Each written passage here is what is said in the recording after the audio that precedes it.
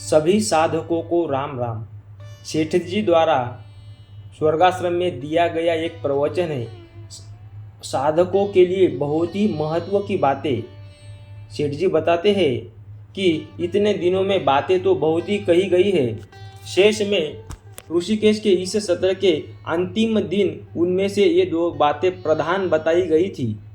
पहली बात, यावन मात्र जीवों की सेवा करनी और उनको सुख पहुंचाना चाहिए। दूसरी, परमात्मा को हर समय याद रखना चाहिए। दोनों में से एक बात को धारण करने से सब बातें स्वतः ही आ जाएगी।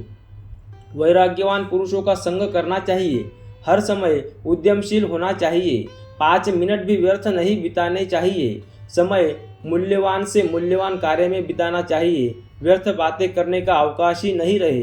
समय परमार्थ के काम में बितावे। जिस काम में न स्वार्थ हो न परमार्थ हो, ऐसे काम के निकट ही नहीं जाना चाहिए।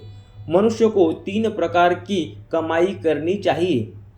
प्रथम, मन से भजन और ध्यान करना चाहिए। दूसरी, वाणी के द्वारा सत्य वचन, प्रिय वचन और नाम जप। तीसरी, शरीर के द्वारा परोपकार करना चाहिए। ये बातें खूब काम की है। जो काम में लाए उसकी आत्मा का शीघ्र ही उद्धार हो जाएगा। यह शास्त्रों का निचोड़ है, सब बातों का सार है। मनुष्य को सहनशील बनना चाहिए। भारी से भारी आपत्तियों को हर्ष के साथ सहना चाहिए। संकट सहने से मनुष्य धैर्यवान होता है। कल एक बात बताई थी कि समय किस तरह बिताना चाहिए। इस ऋषिकेश के दृश्य को याद कर ले और भगवान से कहे, हे प्रभु, हे दीन बंधु, आपकी प्रेम भक्ति में इस तरह समय बिताने के दिन फिर कब आवेंगे। दूसरी, सत्संग में सुनी हुई बातों, गीता इत्यादि को का मनन निधिध्यासन करना चाहिए एवं उनमें मन लगाकर समय बिताना चाहिए। जिनके पास सत्संग की लिखी हुई बातें हो, उनके अनुसार मनन करे, एकांत में चिंतन करे, फिर उन बातों को काम में लावे। उन बातों को सब प्रकार से समझ ले और काम में लाने वाली नहीं हो वह छोड़ दे। युक्ति संगत जाचे उनको काम में लाने के लिए कटिबद्ध हो जाए। इन सब बातों का प्रत्यक्ष फल मिलेगा।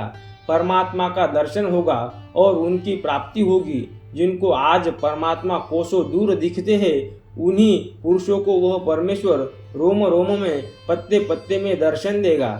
संसार दुखमय के बदले आनंदमय हो जाएगा।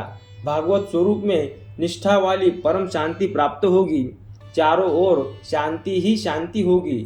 समय की अनमोलता को जानने के साथ ही वैराग्य हो जाएगा। देवताओं के समय का इतना मूल्य नहीं है जितना मनुष्य के समय का मूल्य है। ऐसा साधन प्राप्त होने पर भी जो मुक्ति का साधन न करे उसको धिक्कार है। तुलसीदास जी कहते हैं, सो परत्र दुख पावही, सिर धुनि धुनि पछताई, काल ही कर्म ही ईश्वर ही, मिथ्या दोष लगाई। भावनाओं के अनुसार फल मिलता है। किसी को भोजन करते समय 4 प्रकार के भाव हो सकते हैं। प्रथम, परमेश्वर बुद्धि। दूसरी, महात्मा बुद्धि।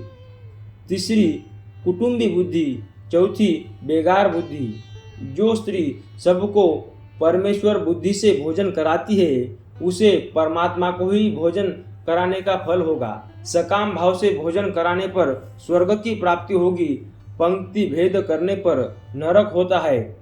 भोजन करवाते समय भोजन सामग्री में भेदभाव रखना पंक्ति भेद कहलाता है। भावना के अनुसार ही फल होता है। मनुष्य का जन्म पाकर भलाई लेकर ही जाए, बुराई लेकर नहीं जाए। अपने साथ बुराई करने वालों की भी भलाई ही करे। अपकार करने वालों के साथ उपकार करना चाहिए। इससे बढ़कर संसार में ऊंचा दर्जा नहीं है। वह मनुष्य रूप में साक्षात नारायण ही है। वह स्त्री साक्षात लक्ष्मी ही है। उत्तम से उत्तम पुरुष वही है जो भलाई करके मन में अभिमान न लावे। वह भगवत रूप ही है। सबसे बढ़कर बात यह है कि समय को उत्तरोत्तर मूल्यवान बनाना चाहिए। जो समय का मूल्य जान गया उसका कल्याण तो हुआ ही पड़ा है। परमात्मा की प्राप्ति मनुष्य जन्म में एक क्षण में हो सकती है। जिस काल में परमात्मा मिले वह क्षण कैसा है, वह दशा अभी हो जाए तो परमात्मा अभी मिल जाए।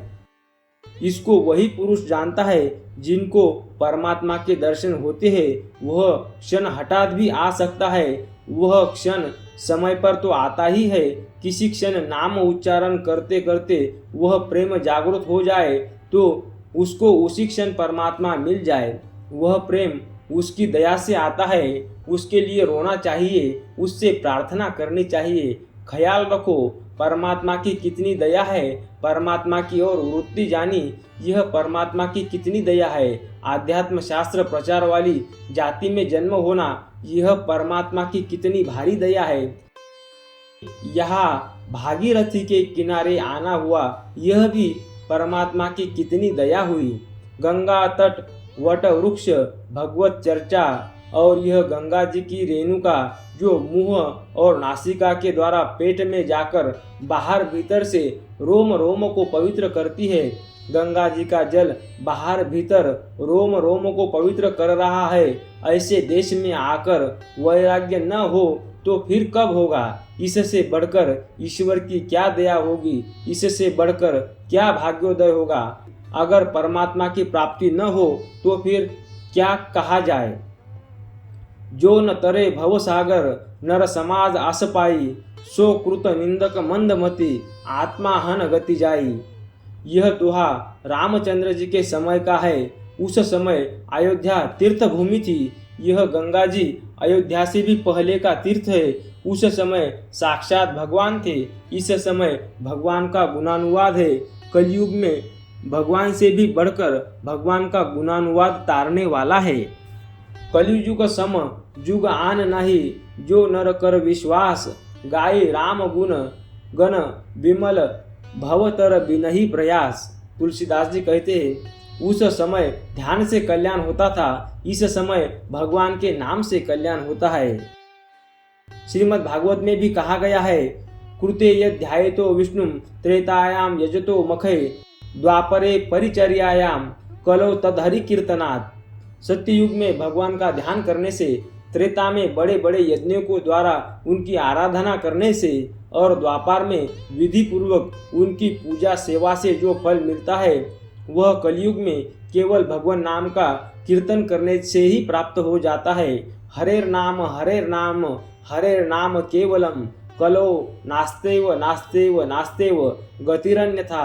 कलयुग में केवल हरि का नाम ही सार है। मैं प्रतिज्ञा करके कहता हूँ, कलयुग में हरि नाम को छोड़कर दूसरी गति नहीं है, नहीं है, नहीं है। इसीलिए तुलसीदास जी कहते हैं, कलयुग केवल नाम आधारा, सुमिर सुमिर नर उतर ही पारा। सत्ययुग में भगवान नरसिंह का अवतार था और कलयुग में नाम साक्षात अवतार है। नाम की महिमा सदा ही है, पर कलयुग में नाम साक्षात राजा है। साक्षात नरसिंह भगवान का अवतार है। नाम को जपने वाले प्रहलाद के समान है। हिरण्यकशिपु स्वयं कलयुग है। भगवान के भजन से ही वह काम सिद्ध होगा। ऐसा अवसर पाकर उद्धार न हो तो क्या समझा जाए।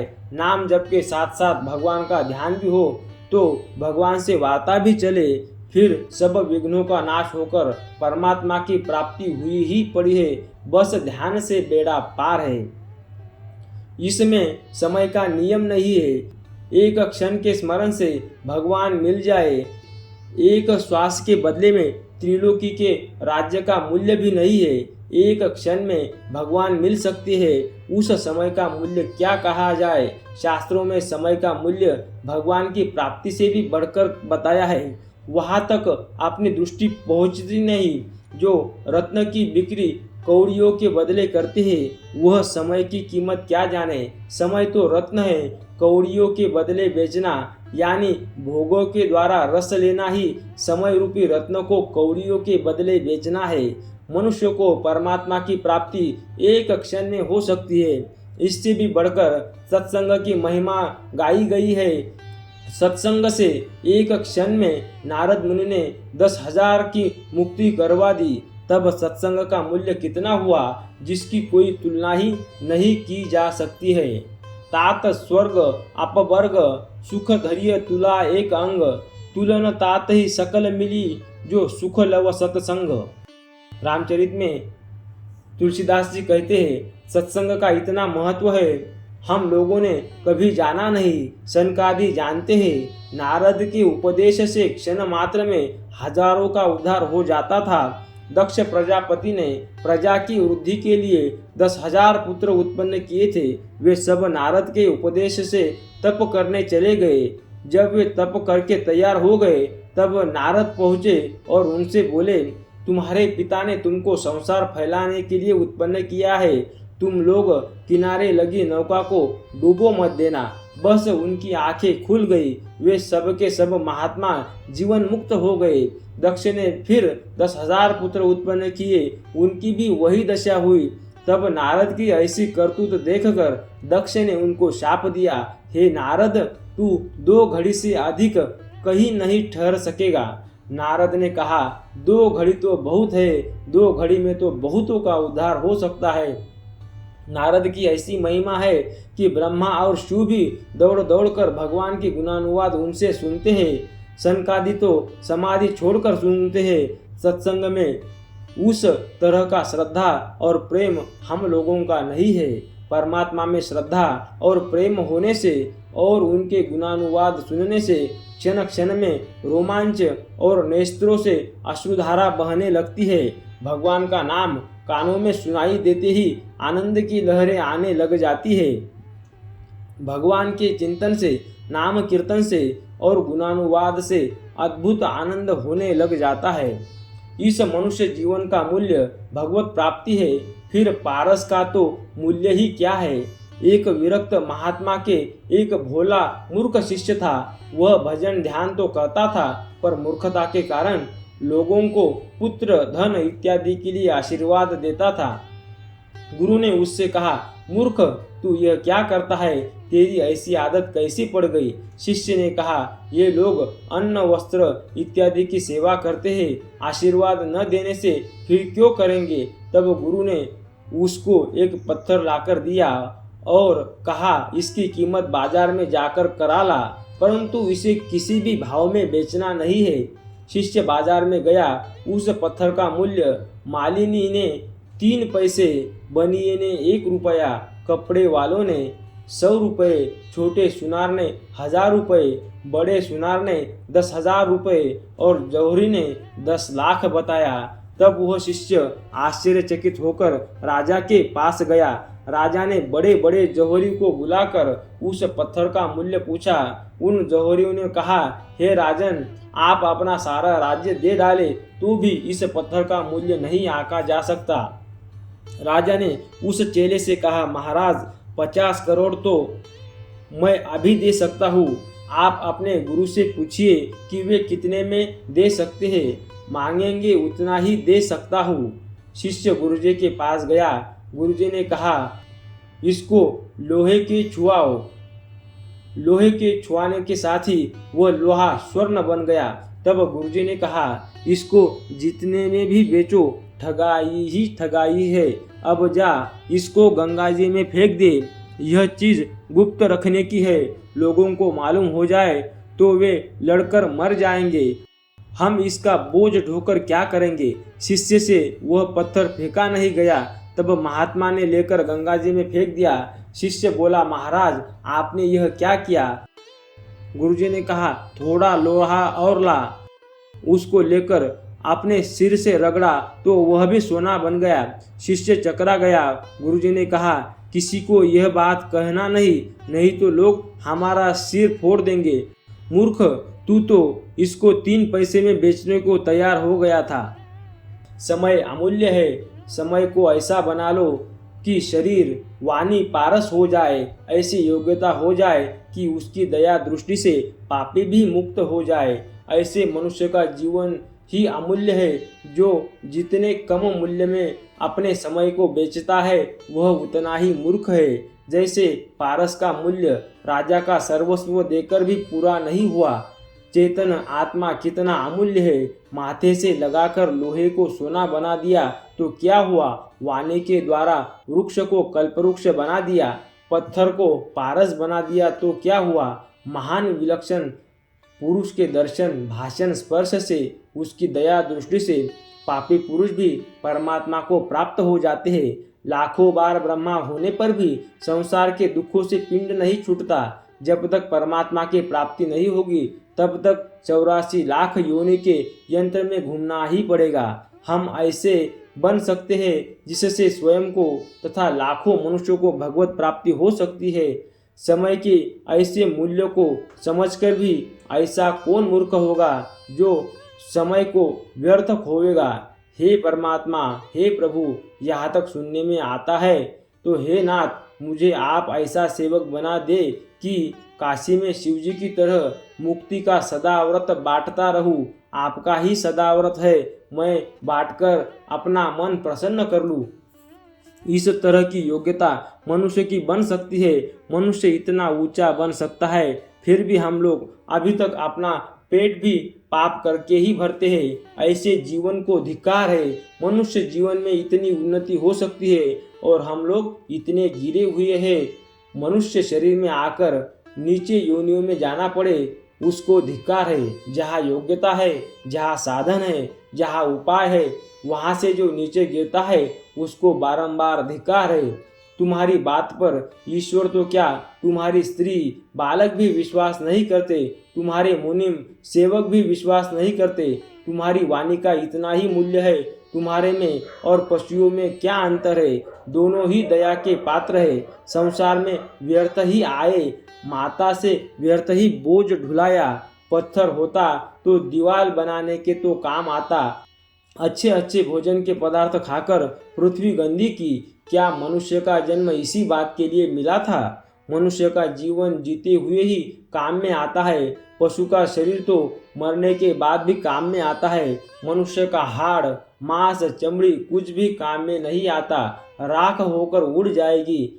जब तक यह राख नहीं उड़े उससे पहले ही जिस काम के लिए आए हो उसे पूरा कर लो। चूको मत, सब काम धरे रहने दो, बस यह काम पूरा कर लो, अन्यथा तुम्हारी क्या दशा होगी। तिर्यक योनि में पड़ने के बाद किसकी सामर्थ्य है जो तुमको वहां से वापस लाए। बद्रीनाथ के पहाड़ों से कोई गिरे तो उसको उठाने वाला भी मिल सकता है, पर मनुष्य शरीर से गिरे हुए को उठाने वाला नहीं मिल सकता। उत्तरोत्तर उन्नति करो। आपकी दृष्टि में जो आवश्यकता से आवश्यक सांसारिक कार्य है वे चूल्हे में जाए। तुम मर जाओगे तो उस कार्य को दूसरे लोग कर लेंगे। तुम्हारे बिना नहीं हुए तो मत जाओ, परंतु तुम्हारी मृत्यु आ जाए और तुम दूसरी योनि में गिर गए तो फिर तुम्हारा कौन सुधार करेगा। सब स्वार्थ के मित्र है, क्यों अपने जीवन को धूल में मिलाते हो। कोई लाख रुपया कमाता है और उसमें अपना समय लगाता है तो वह पशु से भी अधिक गया बीता है। पत्थर ही ढोता है। पत्थर और सोना चांदी सब पृथ्वी में से ही निकलते हैं, वजन दोनों में ही है।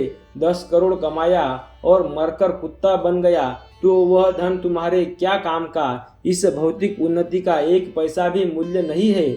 जिस प्रकार स्वप्न की उन्नति जागृत में कुछ भी काम नहीं आती, जैसे भिखमंगा स्वप्न में करोड़पति हो जाए, वास्तव में वह भिखमंगा ही है, ऐसे ही ये सब चीजें यहाँ ही रहने वाली है, एक पाई भी साथ जाने वाली नहीं है। जो ले जाना चाहते हैं वे ले जा भी सकता है। बुद्धिमान मनुष्य कोई वस्तु कहीं भेजना चाहे तो वह पार्सल या रजिस्ट्री द्वारा भेज सकता है। यो का यो नहीं जा सकता, परंतु डाक द्वारा भेजा जा सकता है। उस तन मन धन को दुखी अनाथों की सेवा में लगाना ही परलोक में पहुंचाने का मार्ग है। परमात्मा की प्राप्ति कर ली तब तो यह सब राज्य अपना ही है। और भी एक मार्ग है, मरे ही क्यों, ऐसा जीवन मुक्त बन जाए कि उसकी चाह भगवान भी करे। भगवान ने कहा है कि गीता के प्रचार करने वालों के समान मेरा प्यारा न कोई है और न कोई होगा। यइमं परमं गुह्यं मद भक्तेष्व भिधास्यति भक्तिं मयि पराम कृत्वा मामे वश्यत्य संशयः। जो पुरुष मुझ में परम प्रेम करके इस परम रहस्य युक्त गीता शास्त्र को मेरे भक्तों में कहेगा वह मुझको ही प्राप्त होगा, इसमें कोई संदेह नहीं है। न च तस्मान् मनुष्येषु कश्चिन्मे प्रियकृतमः भविता न च मे तस्मा दन्य प्रियतरो भुवि। उससे बढ़कर मेरा प्रिय कार्य करने वाला मनुष्यों में कोई भी नहीं तथा पृथ्वी भर में उससे बढ़कर मेरा प्रिय दूसरा कोई भविष्य में होगा भी नहीं। जिस किसी प्रकार से भी गीता का प्रचार हो, इसकी चेष्टा प्राण पर्यंत करे, गांव गांव घर घर में पुस्तकों के द्वारा, व्याख्यान के द्वारा, भाव के द्वारा खूब प्रचार कर दे। गीता भगवान का साक्षात रूप है, प्राण है। ऐसा अपनी आत्मा को बना ले कि एक गीता भगवती के प्रताप से सब कुछ हो जाए। गीता के अनुकूल बर्ताव, वाणी में गीता, गीता के अनुसार मन, गीता के अनुकूल आचरण, गीता के अनुकूल भाव, गीता के अनुकूल हृदय, गीता के अनुकूल गुण, गीता के अनुकूल चलना, सोना, उठना आदि क्रियाएं हो और गीता की ही चर्चा हो। उसके रोम रोम में गीता रमी हुई है। भगवान की प्रतिज्ञा है कि उससे बढ़कर मेरा प्यारा न तो कोई हुआ है और न कोई होगा। गीता का उपदेश ही मुक्ति का सदाव्रत है। जो पुरुष उसके उपदेश को धारण करता है वही मुक्त है, वही मुक्ति का सदाव्रत बांटता है। पत्ते पत्ते में, वृक्ष वृक्ष में, गांव गांव में, जगह जगह उसकी ध्वनि गुंजार करके व्यापक कर दे, ऐसा अपना जीवन बना ले। मनुष्य का शरीर और बुद्धि पाकर भी हम लोग यदि अपना पतन करें, फिर भी कोई हमें मनुष्य कहे तो वह सही नहीं। प्रत्यक्ष में आत्मा का कल्याण हो, ऐसे काम में समय न बिताकर जो व्यर्थ कार्य में समय बिताते हैं वे गड्ढा खोदकर मर रहे हैं, उनको धिक्कार है। मनुष्य को बार बार जगाने की, चेताने की, बल दिलाने की आवश्यकता है। यह जीव चेतन है, इसकी शक्ति अपार है, आग की चिंगारी की तरह है। यदि वह चिंगारी अपने वास्तविक रूप को धारण कर ले तो सारे ब्रह्मांड को जला सकती है। यह जीवात्मा परमात्मा का अंश ही है, अग्नि की चिंगारी है, वह साक्षात आग ही है। फूंक देने वाला, हवा देने वाला हो तो वह चिंगारी आग का रूप धारण कर लेती है। इसी प्रकार इस जीवात्मा की इतनी शक्ति है कि वह संपूर्ण ब्रह्मांड का उद्धार कर सकती है। मनुष्य को सत्संग रूपी पंखे की हवा मिलती रहे तो वह संपूर्ण संसार को हिला दे। जैसे हनुमान जी को जाम्बवान ने बल याद दिलाया और वे समुद्र को एक खाई की तरह लांघ गए। हम सब में वह चेतन शक्ति परिपूर्ण है। जाम्बवान की तरह कोई चेताने वाला हो तो फिर इस संसार समुद्र को लांघना कौन बड़ी बात है। प्रभाव तो सब जगह परिपूर्ण हो रहा है। हमें सावधान होना चाहिए, सचेत होना चाहिए, जागना चाहिए। उत्तिष्ठत जागृत प्राप्य वरान निबोधत, कठोपनिषद में कहा गया है, हे मनुष्य उठो, जागो, श्रेष्ठ महापुरुषों को पाकर उनके पास जाकर उनके द्वारा उस परब्रह्म परमेश्वर को जान लो। महान पुरुष के समीप जाकर यह बात समझो और संसार से पार हो जाओ। आप भी महान बन सकते हो, उस परमात्मा के साक्षात रूप को प्राप्त हो सकते हो। वामन भगवान ने एक ही पग में संपूर्ण संसार को नाप लिया, ऐसे ही हम लोग संपूर्ण संसार को लांघ सकते हैं। वही शक्ति अपने में है, उसी के हम अंश है। खूब हिम्मत रखो, भगवान सहारा देने के लिए तैयार खड़े हैं। उनकी पूर्ण कृपा हो रही है। इस संसार सागर को लांघना क्या बड़ी बात है। खूब हिम्मत रखो, भजन साधन करते रहो। बंधेगा सो फंसेगा, फिरेगा सो चलेगा। माया की फांसी से बंधेगा वह मरेगा। माया का बंधन काटकर हर समय भजन साधन की चेष्टा करते रहो। कुछ ही दिनों में काया पलट हो जाएगा। लोग कहेंगे कि ये महापुरुषों के पास किस रूप में गए थे और आए किस रूप में। भगवान को याद रखने का यही उपाय है। उनको हृदय में अंकित कर लो, नहीं तो कलम से पकड़ लो। उन बातों को लिखकर कापियों को सामने रखो। ये बातें बार बार ख्याल करके आचरण में लाओ। बार बार एकांत में बैठकर मनन करो, काम में लाओ। गीता की बातों को आदर दो, उसकी महिमा समझो। जिस तरह व्यवसाय में बड़ी कमाई की बात को याद रखते हो, उसी तरह गीता की बातों को भी याद कर करके पक्की कर लो। इसमें बड़ा लाभ है। अमूल्य समय को अमूल्य कार्य में ही बिताना चाहिए। नारायण नारायण नारायण, श्रीमन नारायण नारायण नारायण।